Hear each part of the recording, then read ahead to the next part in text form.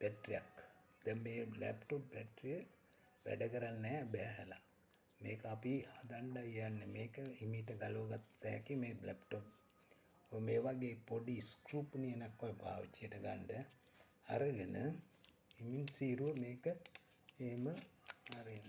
මෙහෙම පොඩ මේ කරලා මේක ඇරලා ගත්ත හැකි මේ ලැප්ටොප්. ඒකේ සම්පූර්ණ මේ ගලව ගත්ත හැකි. ප්‍රවේශමෙන් ගලවන්න ඕන. ගලවගත්තට පස්සේ මේ බැටරි වල සමහරලාට බැටරිය බැහැලා බැටරි නැත්තම් ඇම්පියර් එක බැහැලා. ඊට පස්සේ අපිට දැන් අපි කියමුකෝ මේ ගලවගත්තා කියලා. දැන් ගලවගෙන තියෙන මේ බැටරිය මේ වගේ මෙහෙම තියෙන්නේ. ඕක මේකෙන් අපි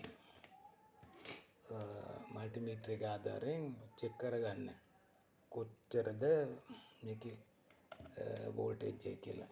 එකින් එක බලාගෙන එකින් එකට චෙක් කරගන්න පුළුවන් කොච්චරද කියලා. සමහරවිට මේකේ මේ වෝල්ටේජ් එක තුනත් මේකේ ඇම්පියර් එක වෙනස් වෙලා තියෙන්න පුළුවන්. ඒක නිසා හොඳට චෙක් කරලා ඊට පස්සේ මේක සුළු වැඩක්. මේ ඔයාලට මේ වගේ මේ එකක් බැටරියක් අලුතෙන් ගන්න යනවා නම් 15ක් 20ක් විතර යනවා. මේකට යන්නේ ඊතරම් මේ ඊට පස්සේ ඔයා තියෙන මේ කඩෙන් ගිහලා මේ ලිතුමින් බැටරි කඩේ ගන්න තියෙනවා. ඔයාලට පුළුවන් මේකේ සාමාන්‍යයෙන් මේ දානකොට මේ එකක් දෙකක් චෙක් කර දාන්න එපා. හතරම දාන්න. මොකද දාන සමහර වෙලාවට මේක මෙහෙම තිබුණාට මේවල ඇම්පියර් එක මදි. වෝල්ටේජ් එක පෙන්නනවා ඇම්පියර් එක මදි.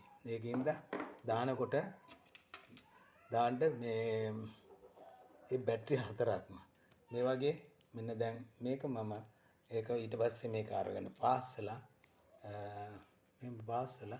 මෙන්න මේ වගේ පාස්සලා මේ දාන්න.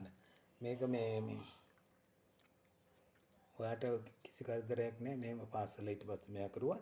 ඊට පස්සේ මේ කවරේ තියෙන විදිහටම ෆිට කරගන්නයි තියෙන්නේ. මේ ෆිට කරගන්නයි තියෙන්නේ. ෆිට කරගත්තට පස්සේ මේක ලැප්ටොප් බැටරියට නැවත වරක් පාවිච්චි කරන්න පුළුවන්. මේක මේ ලැප්ටොප් බැටරියක් පාවිච්චි කරන විදිය තමයි මේ. ඔයාලට මම මේකෙන් පෙන්නන්නේ අපි මගේ YouTube එකේ. ඉතින් ඔබලාට බොහොම ස්තුතියි.